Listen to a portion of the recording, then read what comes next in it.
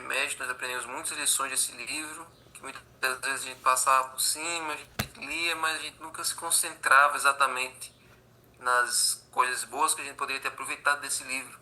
E agora, nesse trimestre, nós aproveitamos, aprendemos mais sobre a liderança de Josué, os objetivos que ele concluiu, pela missão que ele terminou, né? Pelo povo ter chegado em Canaã.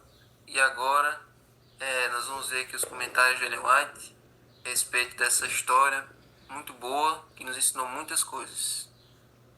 Então vamos lá. Entre as multidões que saíram do Egito, havia muitos que tinham sido adoradores de ídolos.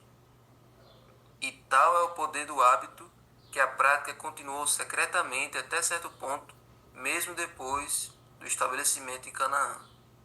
Então isso aqui é muito importante porque a gente entende que essa prática dos ídolos não foi uma tentação que surgiu quando eles chegaram em Canaã. E até então eles não tinham.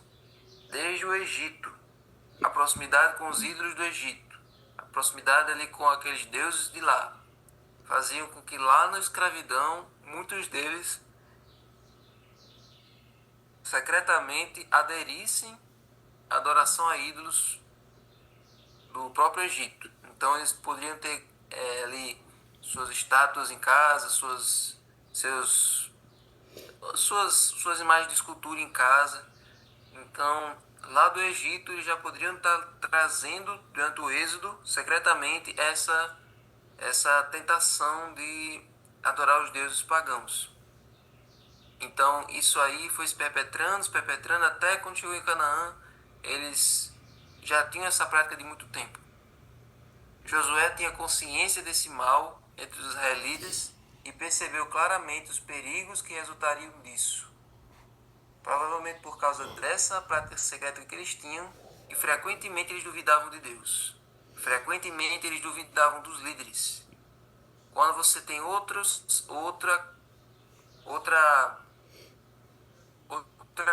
coisa disputando o espaço de Deus no seu coração, quando você secretamente adora outra coisa sem ser Deus, isso faz com que você duvide de Deus constantemente. Isso faz com que você critique e reclame dele com frequência. Então, o fato de eles terem outros deuses secretamente ali no meio deles fazia com que a fé deles em Deus fosse fraca. Poderiam ficar reclamando contra Moisés e depois contra Josué, como eles fizeram. Então, essa prática de eles terem trazido deuses do Egito secretamente é o que fez eles serem daquele jeito. Então, Josué desejava sinceramente ver uma reforma completa entre o exército hebreu. Embora uma parte da hoste hebraica fosse adoradora espiritual, muitos eram meros formalistas. Alguns eram idólatras de coração, que se envergonhariam de se reconhecer como tais. Então, muitos deles cumpriam as obrigações do templo, de ir até o santuário, de participar das festas, participar das cerimônias, mas era só por fazer. Mas no coração deles, eles mesmos não temiam a Deus de forma genuína. Eles eram idólatras de coração. Então, ou seja, eles não reconheciam, não eram gratos a Deus por tudo que Deus tinha feito por eles. E só faziam aquilo ali porque todo mundo fazia, porque era a religião do povo, porque os líderes mandavam, mas eles mesmos não sentiam a real motivação de estarem fazendo aquilo ali, de adorar a Deus de Israel. E ainda existem muitas pessoas hoje que mesmo na igreja, com acesso a toda a verdade, não sabem responder à razão da fé deles, não sabem defender aquilo que eles acreditam, não sabem definir o porquê que eles são adventistas, e estão aí, culto após culto, semana após semana, só cumprindo obrigações, só cumprindo ali uma rotina vazia e sem significado para eles. Então, essas pessoas são os idólatras de coração que ele vai estar dizendo aqui. Então, essa não deve ser a nossa realidade. Nós devemos procurar ser diferentes e permitir que essa religião não se torne algo vazio. para que essa religião seja viva dentro de nós. Essa solene aliança foi registrada no livro da lei, para ser sagradamente preservada. Josué ergueu então uma grande pedra debaixo de um carvalho que estava junto ao santuário do Senhor. E disse Josué a todo o povo: Eis que essa pedra nos será por testemunha, porque ela ouviu todas as palavras do Senhor que ele nos falou, portanto vos será por testemunha, para que não negueis o vosso Deus. Aqui, Josué afirma claramente que suas instruções e advertências ao povo não eram suas próprias palavras, mas as palavras de Deus. Essa grande pedra permaneceria para testificar às gerações seguintes e seria uma testemunha contra o povo, caso eles voltassem a se degenerar em idolatria.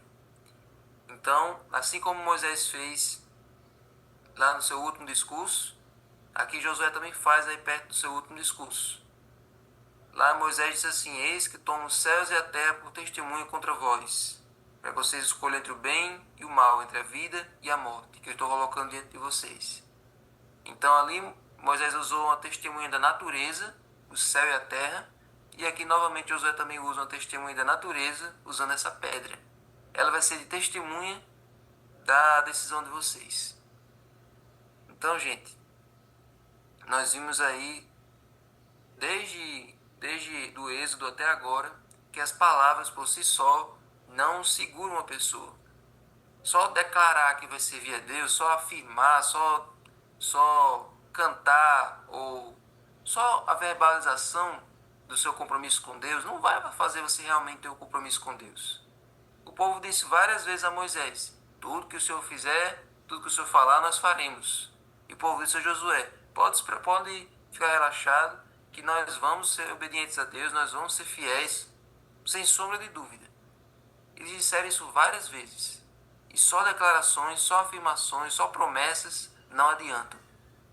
Para termos comunhão com Deus, é preciso renunciar aos ídolos. Renunciar, tirar aquele preguinho de Satanás, como nós já falamos várias vezes. Então, a religião pode virar religiosidade, se não for feita com amor, se não for feita do coração. É exatamente como Iris falou. Então, o segredo para que eles pudessem prosperar na terra prometida, para que as promessas dele fossem realmente de verdade, e não palavras, palavras vazias, era se eles fizessem uma reforma na sua vida espiritual. Se eles levassem a sério o que é colocar Deus em primeiro lugar. Como aquele povo ficava dividido entre Deus e os ídolos, e Josué sabia disso, foi por isso que ele disse aquela frase lá no último discurso dele: escolham hoje a quem vocês vão servir, se é esses deuses que vocês adoraram da além do Eufrates, ou esses deuses que vocês estão adorando agora, porque eu sei que eu e minha casa a gente serve a Deus, nós serviremos ao Senhor. Josué sabia. Então, eu acredito que o livro de Josué termina com esse diferente de Deuteronômio, que termina para cima. Josué termina assim meio em aberto. Será que o povo realmente iria seguir os conselhos do seu líder? Será que o povo ia realmente criar juízo e adorar a Deus de verdade, agora que não tinha mais um líder para incentivar a fazer isso? Então, a resposta aqui no livro de Juízes, nós vemos que isso infelizmente não aconteceu. Sem o líder, eles ficaram à solta, sem o líder eles ficaram sem alguém para motivá-los, e aí eles fraquejaram na fé. Mas como a gente já disse aqui nos últimos dias da lição, a gente não precisa depender de um líder para ter nossa ligação com Deus. A gente não precisa ser dependente de uma pessoa para ter a nossa comunhão. Cada um precisa ter seu próprio momento com Deus, sua própria história com Deus, seu próprio relacionamento íntimo com Deus, para que independente do que aconteça com os líderes, com as autoridades maiores, a gente permaneça fiel. Pode vir a crise que for, pode vir a situação que for, mas nós estamos ali ligados àquele que não pode errar, àquele que não pode mudar, àquele que está lá sempre por nós. Então, em toda a vida de Josué, os israelitas serviram ao Senhor. Pergunta 4 aí da sexta. E que conclusão você gostaria que as pessoas tirassem sobre a sua vida? Em toda a vida de Josué, o povo de Israel serviu a Deus. embora uns não fossem de coração, mas todos serviram a Deus, né? Que conclusão você gostaria que as pessoas tirassem sobre a sua vida? Você está cumprindo a obra que Deus lhe deu? Josué pode encerrar o livro dele assim como Paulo encerrou a vida dele. Combati o bom combate, completei a carreira e guardei a fé. A missão que Deus deu para ele, ele conseguiu. O povo venceu os inimigos, se instalou em Canaã, e o que quer que tenha dado errado não foi culpa dele. Porque ele incentivou, ele fez a parte dele. O povo aqui já vinha com o coração duro de muito tempo. Mesmo com Moisés, o povo já era duro. Mas Josué cumpriu a missão dele. E a obra que Deus lhe passou. Até porque o líder não consegue fazer o povo ser fiel, mas ele dá o exemplo, exatamente. Josué mostrou que ele e a sua família adoravam a Deus e eram fiéis a Deus. Agora, se o povo ia seguir o exemplo, era da decisão de cada um. O líder não pode forçar o povo a ser fiel. O ancião, o diretor, ele não vai obrigar a igreja a cada um ter a sua comunhão, não. É uma decisão de cada pessoa.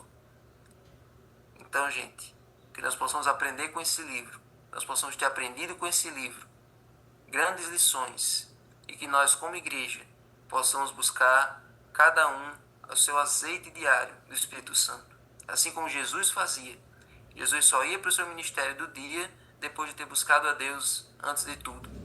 Então, que cada um de nós possamos ter nosso relacionamento com Deus e que cada líder possa aprender com Josué como ser um exemplo, tanto através das suas palavras como através das suas ações.